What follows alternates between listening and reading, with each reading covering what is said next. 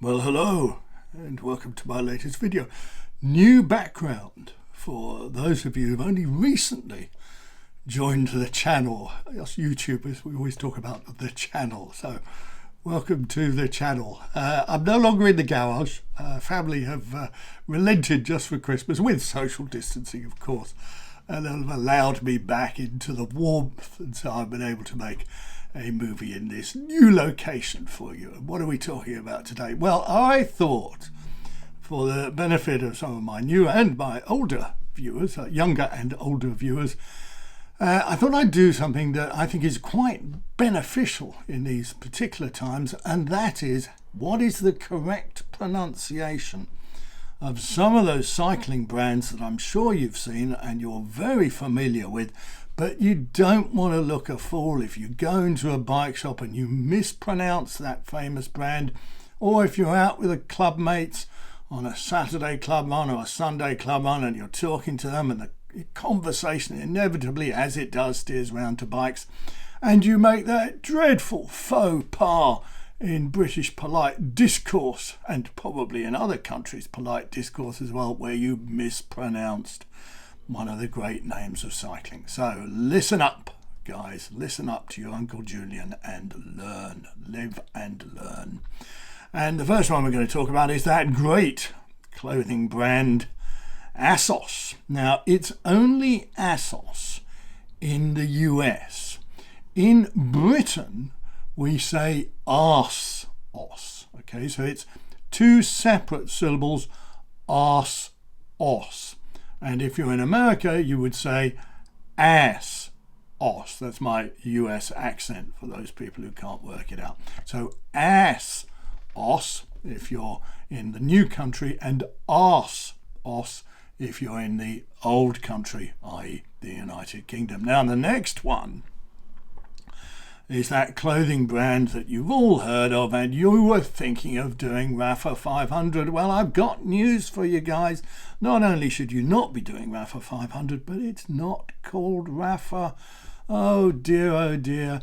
You thought you'd be a Rapha wanker, and you went into one of their cafes, and you even thought of spending 70 quid and joining the club, and then you'd rock up on a Saturday or a Sunday and you'd meet all the guys and you'd say, "Hi, Rapha Club guys." And they would look at you with one of those withering expressions on their faces. And why would they do that? Because it's not pronounced Rapha. It's pronounced Rapha. Again, it's two syllables, often run together, Rapha. So you go into the shop and you say, I'm looking for a pair of those Rapha cargo shorts. Or I'm looking for one of those special Rapha t-shirts that cost £60. Or have you got a special merino base layer made out of yak hair that costs £140, preferably the one that you used to make for Sky until they dropped you, and so you've got a big stock of them lying around. So Rapha is the name. Now the next one is that group set maker that's really only used within the mountain bike community and the gravel bike community. Us roadies, us touring cyclists, us proper cyclists would never be seen dead with anything made by SRAM. Yes, it's not SRAM, it's not SRAM, it's not SRAM, it is SRAM. So sh as in shut up, sh as in shh, there's something coming, am as in I am a YouTuber. So you put those two together and you get, well, you've got to add the R somewhere. So R as in row your boat ashore. Yeah, so it's put those three together, the sh, the R and the am, and you get SRAM. You see, very nice and easy there. Now the next one is the most iconic cycling brand of them all, which is an Italian cycling brand. Yes, the one that we all aspire to, and this is quite a difficult one. So follow along with me closely here. Perhaps take notes, perhaps write it down, maybe even get somebody to video you on their smartphone as you practice saying the correct pronunciation of Campag Nolo. So it's think of it as cam as in camera, then think of it as pag as in Paganini, the great violinist, and then think of no as in no one, and then lo as in lo-fi, the opposite of hi-fi. Put those together, those 8 syllables, and you get Campagnolo. Now, not, please don't affect one of those dreadful Italian accents like your Pavarotti or somebody and say Campagnolo in the same way as you would say pasta. It's not pasta, it's pasta, and it's not Campagnolo, it's not panettone. Don't say panettone, you say panettone, and you say Campagnolo. So try and get that right. The other one is a very popular online brand sold mainly by Wiggle and Chain Reaction, not just in the United Kingdom, and it's made up of three letters. Now, in the rest of the world, you would say DHB, but here in Britain, in the old country, we say DHB. So DHB. So if you do come to Britain, why on earth you would want to come to Britain is anybody's guess, but if you did actually decide to come to Britain and you wanted to buy some of that special Wiggle Chain Reaction clothing, and you make sure that you pronounce it in the correct way, which is DHB. Right? Only in other parts of the world are you allowed to say DHB, but in Britain we always say DHB. Now, next one is also another Italian brand, quite an expensive Italian brand, this one. Not as expensive as Asos or as Rapha, but this is called Cars, car as in car, and then Stell as in the first part of Stella Artois, that beer, and that Belgian beer, and then E as in E equals MC squared. Einstein's great algorithm which he first developed for YouTube. So it's Castelli, right? Castelli, Castelli. So 3 syllables. Put them together. Maybe get somebody to film you. Maybe even record yourself, perhaps in the toilet or a quiet room, perhaps in your garden, saying that over and over again until you get it right. Castelli, Castelli, Castelli. Right? Don't fall into the trap of saying Castelli, because that makes you sound a little bit common, a little bit cheap. Don't want to say Castelli. Don't want to go into your local bike shop and say, have you got any of that Castelli? You want to go in and say, excuse me, I'd like to buy one of those incredibly expensive Castelli jackets. And then they will say, come with me, sir. We have just the thing for your wallet. Now, the next one is a German bike brand, quite well known in Germany and other parts of the world, not perhaps well known in this country. And this word, we have to be careful with this word because it is easy to make mistakes. It's spelt F-O-C-U-S.